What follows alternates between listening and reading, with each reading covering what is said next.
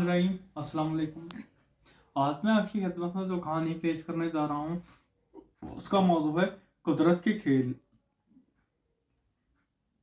इस कहानी का इंतखाब मैंने आपके लिए एक मैगजीन से किया। हिरा एक नाबीना लड़की थी और इंतहाई ज़हीन और हर चीज़ में दूसरों से आगे रहने वाली लड़की थी। शुरू हुई से उसके वालिदैन ने कभी इसको एहसास न होने दिया था कि वो एक नाबीना लड़की है और उसको बिल्कुल वैसे ही हर चीज़ फराहम की जैसे कि आम बच्चों को की जाती है। यही वजह थी कि उसको हर तालीमी सहूलियात भी फराहम की गई। मुआशरे में हर जगह उसको साथ लेकर जाया जाता। ख़ानदान के तमाम लोगों को भी उनसे इंतहाई मोहब्बत थी। हिरा की छोटी बहन जिसका नाम हुमा था, वो बिनाई से महरूम ना थी, लेकिन उसने कभी हिरा को एहसास कंपनी का शिकार ना होने दिया और हमेशा हिरा को अपने साथ साथ रखती और हर काम में उसकी मदद करती। वक्त आहिस्ता आहिस्ता गुजरता गया और हिरा और हुमा दोनों बड़ी हो गईं। हिरा तालीमी कामयाबियों के साथ साथ दूसरे शोबों में भी इंतहाई कामयाब थी। वो तकरीरें करती, स्टेज ड्रामों में हिस्सा लेती, क्विज़ प्रोग्राम्स में अक्सर अव्वल नंबर पर आती। अब जब यूनिवर्सिटी में दाखिले का वक्त आया तो हिला को पाकिस्तान की बहुत ही बेहतरीन यूनिवर्सिटी में दाखिला मिल गया और अब 1 साल के बाद हुमा भी उसके साथ उसी यूनिवर्सिटी में दाखिल हो गई। हिरा अपनी यूनिवर्सिटी में बहुत खुश थी और आहिस्ता आहिस्ता यूनिवर्सिटी में भी हर चीज़ में हिस्सा लेती थी और हुमा यहाँ भी उसका हर काम में उस खास पर आती थी।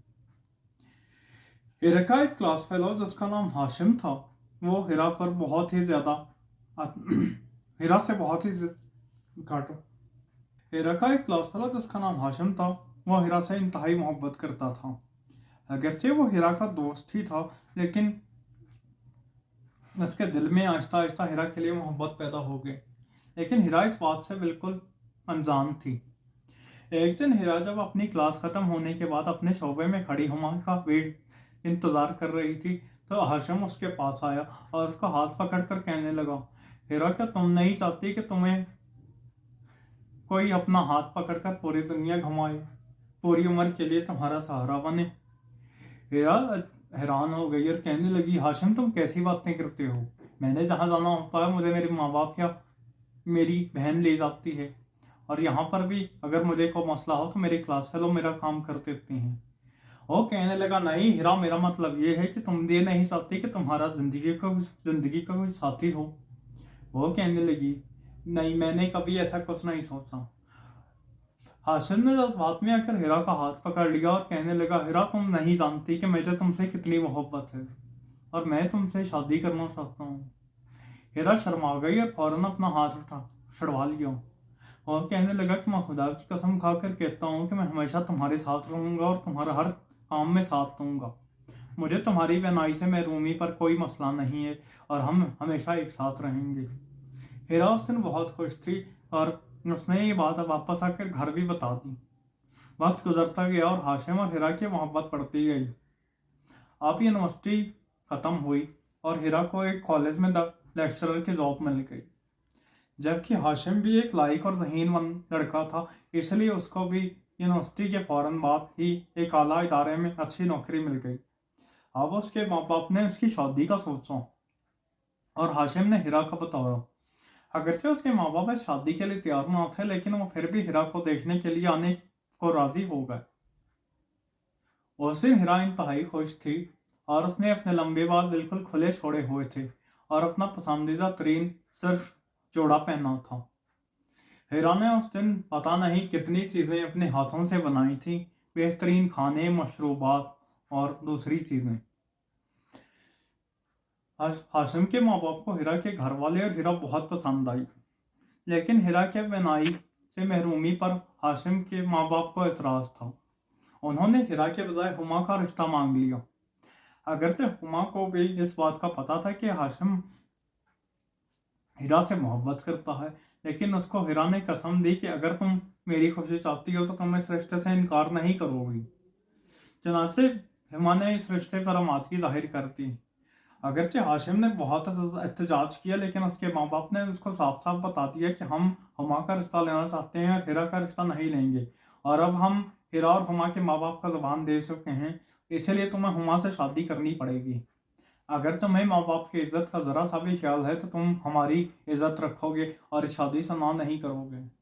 چنانچہ شادی کی تیاریاں شروع ہوئیں۔ ان سب تیاریوں میں ہیرا پیش تھی۔ کوئی نہیں جانتا تھا کہ اس کے دل پر کیا اذیت گزر رہی ہے۔ سب تو صرف یہی دیکھ رہے تھے کہ ہما کی بڑی بہن اس کی شادی میں کتنی خوش ہے۔ وہ شادی ہو گئی۔ ہیرا ہاشم سے ملتی تو ضرور، لیکن ہاشم سے بہت کم بات کرتی۔ ایک دن ہیرا کالج سے واپس آ کر اپنے گھر میں بیٹھی ہوئی تھی کہ اچانک فون کی گھنٹی بجی۔ ہیرا ہیلو، دوسری طرف سے ہما کی آواز آئی جو کہ انتہائی رو رہی تھی۔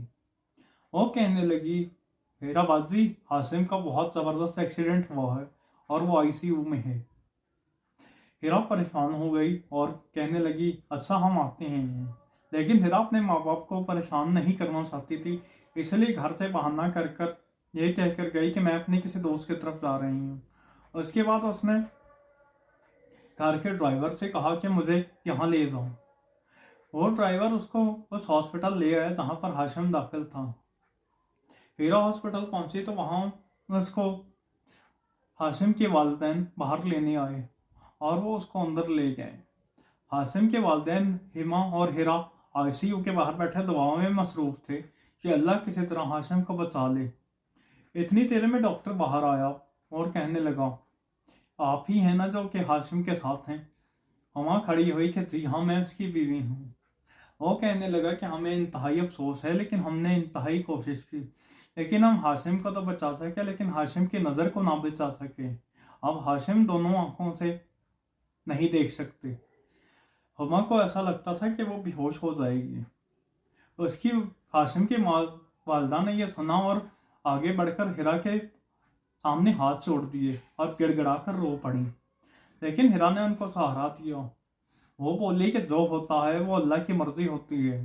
اب ہمیں چاہیے کہ ہم ہاشم کو مشکل وقت میں اکیلا نہ چھوڑیں اور ان کا ساتھ دیں۔ اس کے ساتھ ہی کہانی